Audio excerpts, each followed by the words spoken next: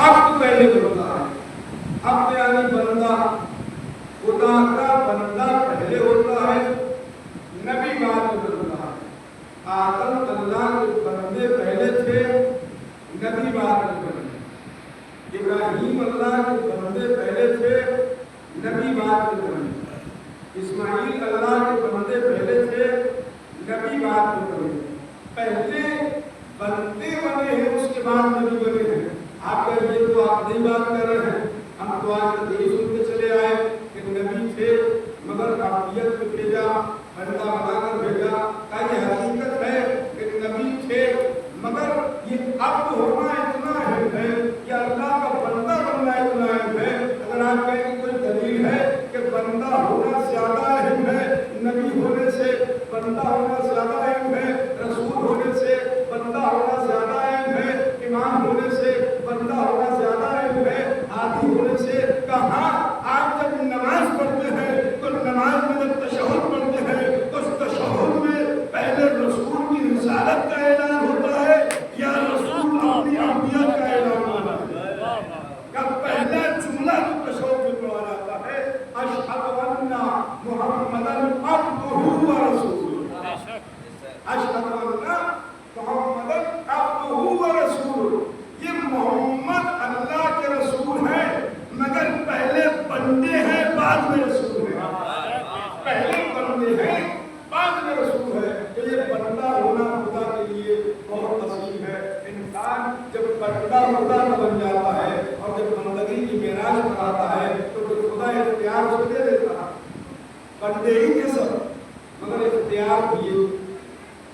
کسی کو نور کا اختیار دیا, کسی کو نور میں بنایا, کسی کو چاند کو پلٹانے کا اختیار دیا, کسی کو سورج کو پلٹانے کا اختیار دیا, کسی کو چاند کے 2 ٹکڑے کرنے کا اختیار دیا, کسی کو ستارے کو دہلیز سے بلانے کا اختیار دیا.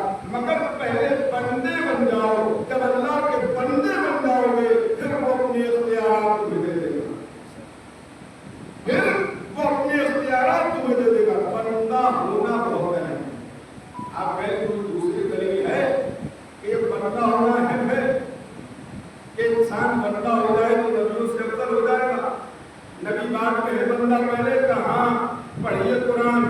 قرآن جب پڑھا, جب حضرت عیسیٰ کی ولادت ہوئی اور حضرت عیسیٰ جب پیدا ہوئے تو لوگوں نے حضرت مریم پر اعتراض کیا کہ جب شادی نہیں ہوئی تو بچہ کیسا, شادی نہیں ہوئی تو بیٹا کیسا. اعتراض ہونا شروع ہوئے.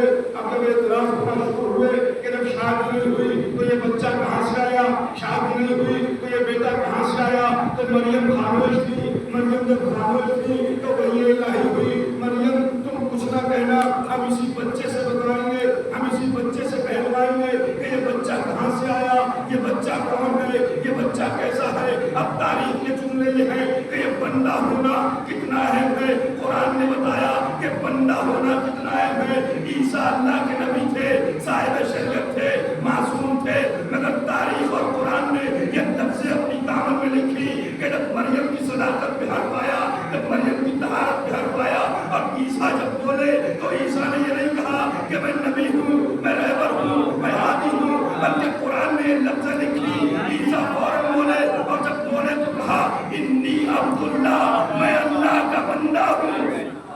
انی عبداللہ. صلوات پڑھیں محمد.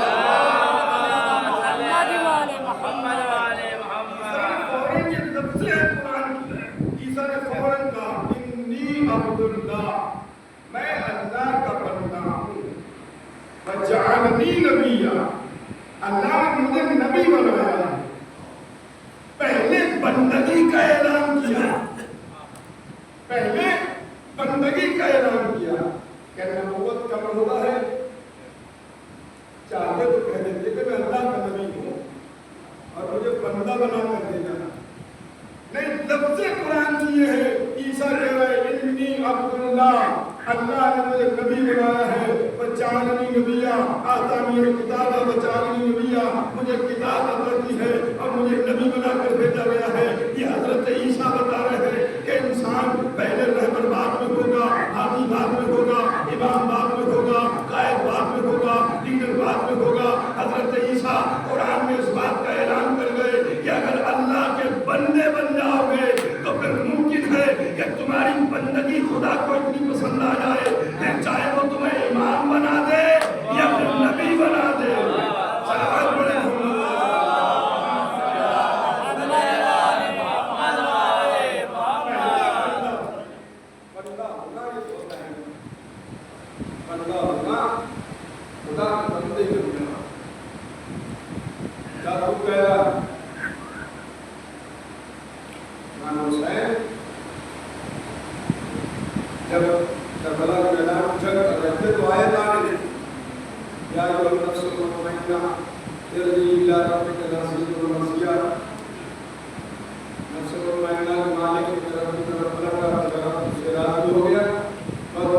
عبادی مدخلی جنت، میرے بندوں میں داخل ہو، میرے بندوں میں شامل ہو، میری جنت میں داخل ہو۔ یہ لفظ قرآن کی اس کا مطلب ہے انسان اگر خدا کا بندہ بن جائے، خدا کا بندہ بن جائے، عبد بن جائے، یہ عبدیت اتنی اہم ہے کہ اللہ کا بندہ ہونا اتنا اہم ہے، یا اللہ کی ربوبیت کا اقرار کرنا اتنا اہم ہے کہ اگر انسان حقیقت میں اللہ کا بندہ بن جاتا ہے تو اللہ اتنے اختیار دے دیتا ہے، اتنے اختیار دے دیتا ہے کہ انسان سوچ نہیں سکتا، اتنا اختیار دیتا ہے اگر انسان حقیقت میں اللہ کا بندہ بن جائے۔ کبھی کتنے اختیار دے دیتا ہے، کم از کم اللہ کا بندہ ہونے میں انسان اتنا اختیار تو رکھتا ہے کہ نہ نبی ہوتا ہے، نہ امام ہوتا ہے، نہ ہادی ہوتا ہے، نہ رہبر ہوتا ہے، مگر اگر بلال فجر کی اذان نہ دے تو پھر سورج نمودار نہیں ہوتا۔ صلوات پڑھ لے محمد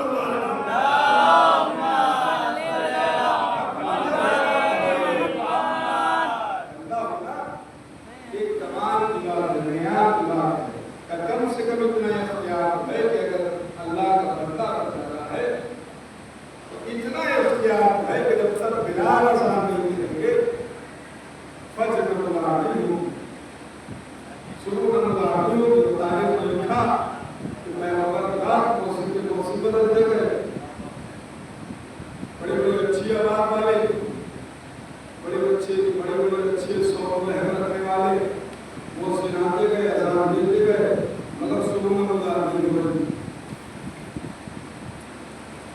شروع نمودار نہیں ہو رہی۔ شروع کب نمودار ہوگی؟ جب بلال اذان دی، بلال نے اذان دی تو شروع نمودار ہوئی، بلال نے اذان دی تو شروع نمودار ہوئی۔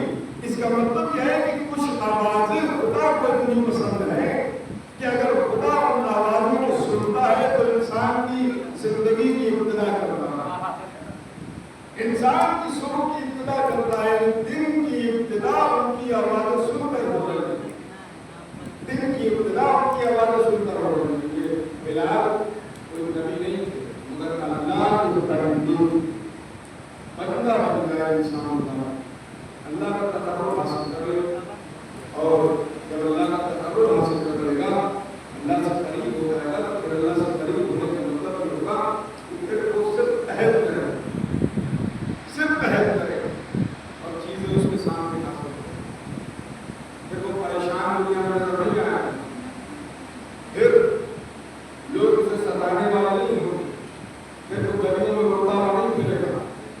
اور یاد رکھے گئے جملہ اپنے ذہنوں میں بسا لیجیے گا کہ دنیا کے سامنے رونے سے بہتر ہے کہ خدا کی بارگاہ میں رویا جانا، دنیا کے سامنے رونے سے بہتر ہے کہ خدا کی بارگاہ میں رویا جائے۔ اور خدا ہمیں آواز دے رہا ہے، خدا ہم سے چیخ کر قرآن میں کہہ رہا ہے کہ مجھ سے مانگو ادعونی استجب لکم، مجھ سے مانگو میں تمہیں عطا کروں گا، مجھ سے مانگو میں تمہیں دوں گا، میرے سامنے ہاتھوں کو پھیلاؤ میں تمہیں دینے کے لیے بیٹھا ہوں۔ یاد رکھیے گا دنیا کے بڑے بڑے تعمیر، دنیا کے بڑے بڑے دیوتا، دنیا کے بڑے بڑے دینے والے بھی اپنا ایک وقت رکھتے ہیں، 11 بجے سے ملے گا، 12 کے بعد نہیں ملے گا، 2 بجے سے ملے گا، 3 بجے کے بعد نہیں ملے گا۔ یعنی ہر دینے والے کا، ہر تعمیر کا، ہر دیوان کا، ہر ایک دینے والے کا وقت معین ہے، ہر ایک سخی کا وقت معین ہے کہ فلاں دن آنا تو ملے گا، فلاں وقت میں آنا تو ملے گا، فلاں روز آنا تو ملے گا۔ اگر یہ واحد دربار ہے ایسا خدا کا کہ یہاں رات کے 12 بجے بھی آؤ تو تمہاری دعاؤں کو سنا جائے گا، رات کو 2 بجے بھی آؤ تو تمہاری دعاؤں کو سنا جائے گا، دن کے کسی وقت بھی آؤ تو تمہاری دعاؤں کو سنا جائے گا۔ یعنی صبح سے لے کر شام تک، شام سے لے کر صبح تک، جس وقت بھی خدا سے مانگو گے خدا خالی ہاتھ واپس نہیں آئے گا۔ صلوات پڑھ لیں محمد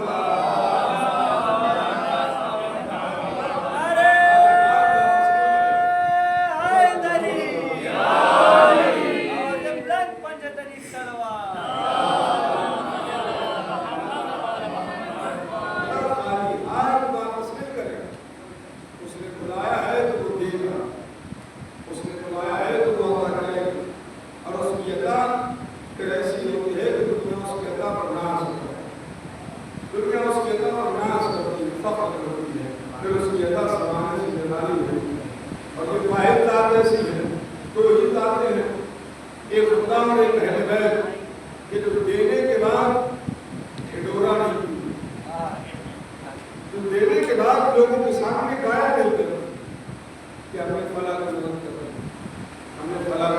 दिया, हमने वो दे दिया, हमने उनकी ये मदद कर दी, वो मदद कर दी। अरे खुदा ऐसा देने वाला है कि जो अपने बंदे को दे देता है मगर सलील नहीं करता, अपने बंदे को दे देता है मगर सलील नहीं करता। जिनको जाने देगा तब भी सलील नहीं करेगा, रात की तारीखी मिलेगा तब भी सलील नहीं करेगा। किसी भी वक्त खुदा से मांगो, वो जिस वक्त देगा या वो जानेगा या आप करेंगे। यही मरहला है, यही हाल है अहले बैत का। वो जब देते हैं, जिसे देते हैं, जैसा देते हैं, या वो जानते हैं जिसने दिया है या वो जानता है जिसने लिया है, या वो जानते हैं जिसने दिया है या वो जानता है जिसने लिया है। और ये तरीका भी अहले बैत ने बताया है, एक तरीका मासूम ने बताया, सलवात पढ़ने मोहम्मद वाले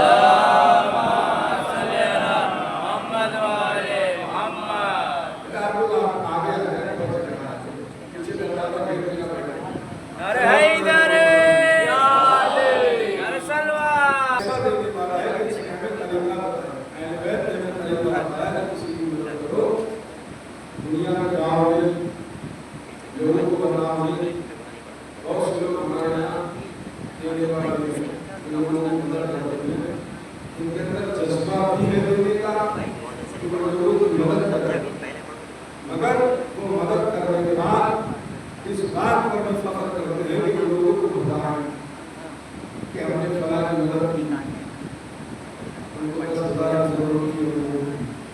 अहले बैत का तरीका ये है कि उस हाथ से दिया जाए तो उस हाथ को बढ़ाना चाहिए। अगर इस हाथ से दिया जा रहा है तो इस हाथ को बताना चलेगा। मतलब क्या है कि इस हाथ से दिया जा रहा है, इस हाथ को बताना चलेगा। मतलब ये है कि जब तुम जानो तुम दे रहे हो या फिर वो जाने जो ले रहा है, इसके अलावा तीसरे किसी को ना मालूम हो कि जो तुम दे रहे हो मदद कर रहे हो। अगर ये मदद की जा रही है तब खुदा उसको कबूल करेगा। लेकिन दुनियादारी, दिखावा, पाबंदी ये अहले बैत के यहाँ कबूल नहीं होती। खुदा के यहाँ दिखावा और पाबंदी को कबूल नहीं होती। खुदा न ऐसी इबादतों को कबूल करता है, न ऐसी खिदमतों को कबूल करता है। एक चीज और याद रखिएगा, क्योंकि ये आपकी तो बात की बात है, मजलिस इमाम हुसैन की शिरकत करें, जहाँ तक हो सके वहाँ तक जाएं। मजलिस इमाम हुसैन में शिरकत करें, जहाँ तक आपकी हिम्मत और कुव्वत आपका साथ दे। अपनी हिम्मत और कुव्वत से 10 कदम आगे बढ़ के मजलिस इमाम हुसैन में शिरकत करें, मगर मजलिस इमाम हुसैन में शिरकत इमाम हुसैन के नाम पर होना चाहिए, इमाम को चेहरा दिखाने के नाम पर होना चाहिए। ऐसा ना हो हमारे अंदर दस्तूर बन गया है कि मजलिस से जाने से पहले लोग कहते हैं कि साहब जा रहे हैं ताकि चेहरा दिखा रहे, जा रहे हैं ताकि फला साहब साहिब मजलिस, साहिब खाना, साहिब मुतसब साहब हैं, वो हमारा चेहरा देख ले कि हम मजलिस में आए थे, हम मजलिस में आए थे। नहीं, अगर ये अमल कर रहे हैं आप तो ये याद रखिएगा, अगर साहिब मजलिस को चेहरा दिखाना है तो याद रखिएगा, जब तक साहिब मजलिस जिंदा रहेगा, जब तक आपका चेहरा जिंदा रहेगा, जब तक आपकी शिरकत जिंदा रहेगी। मगर अगर आपकी शिरकत इमाम के लिए होगी, हुसैन के लिए होगी, तो साहिब मजलिस की अक्ल ज़ाया होने के बाद आपका चेहरा गुम हो जाएगा। मगर अगर हुसैन के लिए शिरकत होगी, वो साहिब मजलिस को भूल सकता है मगर हुसैन नहीं भूल सकता।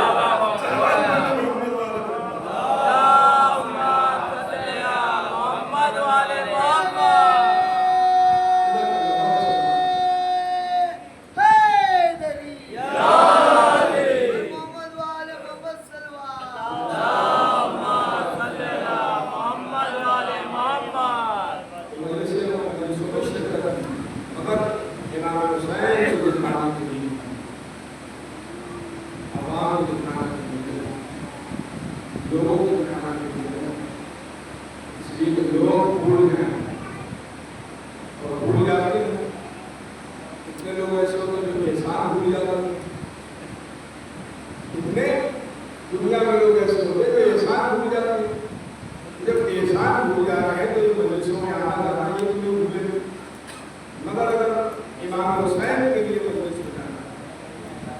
دنیا بھول جائے گی مگر حسین نہیں. اور جب حسین یاد رکھ لیں گے تو پھر آپ کامیاب ہو, پھر آپ کا جہاں کامیاب ہو. پھر آپ کا معیار امام حسین کی بارگاہ میں بلند ہوگا. پھر آپ امام کی بارگاہ میں تقرب اختیار کر لیں گے. اور جب امام کی بارگاہ میں تقرب اختیار ہو جائے گا تب پھر جا کر آپ کی زندگی کامیاب ہو. تب پھر آپ ایک کامیاب عزادار بنیں. امام حسین کو عزاداروں کی ضرورت ہے. دین طاہرہ کو عزاداروں کی ضرورت ہے. ہمارے باپ کا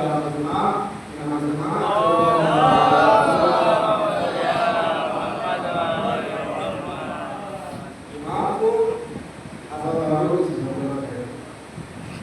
عزادار بھی ایسے عزادار بھی اس دین طاہرہ آپ پر ناز, شہزادی آپ پر فخر کرے. یہ ہمارے عزادار, یہ ہمارے معاملات. ایسے عزادار بنیے, ایسے چاہتار بنیے جیسے حبیب کا انتظار کرنا ویسے ہی ہمارا بھی انتظار کرنا.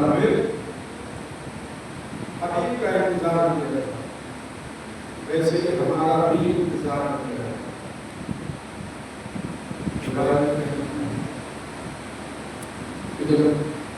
یزیدیوں کا لشکر بڑھتا رہا, لشکر آ رہا.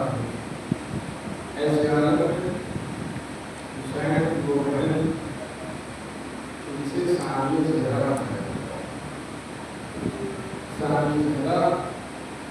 اپنے ماہر بھائی اور بھائی کے ساتھ بھیا یزید کا لشکر آ رہا.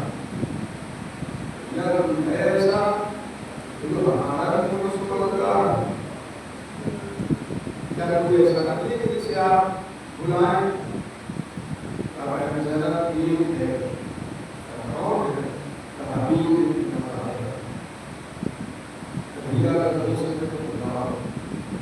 امام نے لکھا عرب کا دستور یہ تھا, عربوں کا دستور یہ تھا کہ اگر خط کے آگے نام کے آگے برجت میں باپ کا نام ہوتا تھا تو بہت خوشی کا تھا.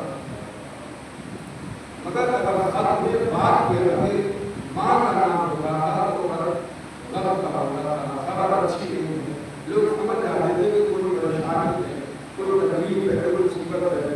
روایت کہتے ہیں حبیب دسترخوان پر بیٹھے تھے, اپنی زوجہ کے ساتھ, بچوں کے ساتھ کھانا کھا رہے تھے. دروازے کی طرف بلایا ہوا, دروازے کو کھولا آدمی نے. اب روایت کہتی ہے کہ قاصد نے امام کا خط حبیب کو دیکھا. امام نے خط کو دیکھا, حبیب نے خط کو دیکھا. خط کو دیکھتے جا رہے ہیں, حبیب آنکھوں سے آنسو بہتے جا رہے ہیں. زوجہ نے پوچھ لیا حبیب کیا بات ہے؟ کہ حسین کا خط آیا ہے.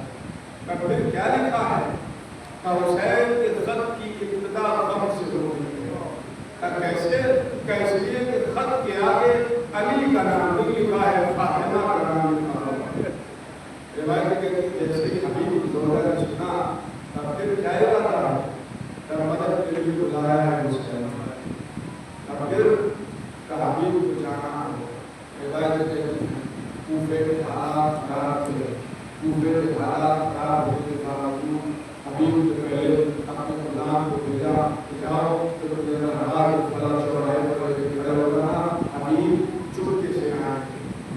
روایت کہتی ہے حبیب اپنے دربار اور اپنے غلام کو بھیج دیتے ہیں. روایت کہتی ہے دربار اور غلام دونوں کے انتظار کر رہے ہیں کیا حبیب آ رہے ہیں, اب حبیب آ رہے ہیں.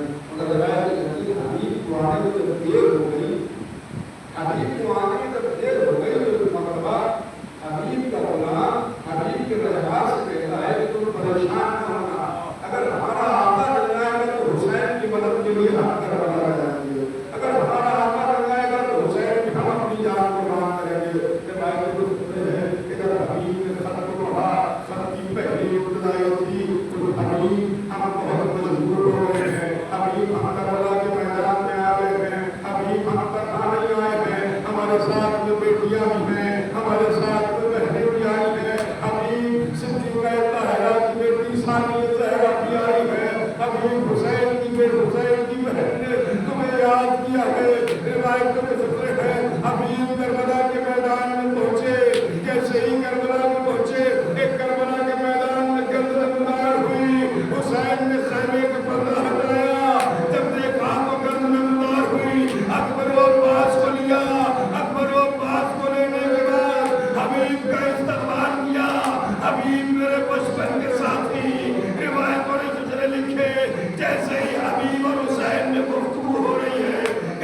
مرتبہ خیر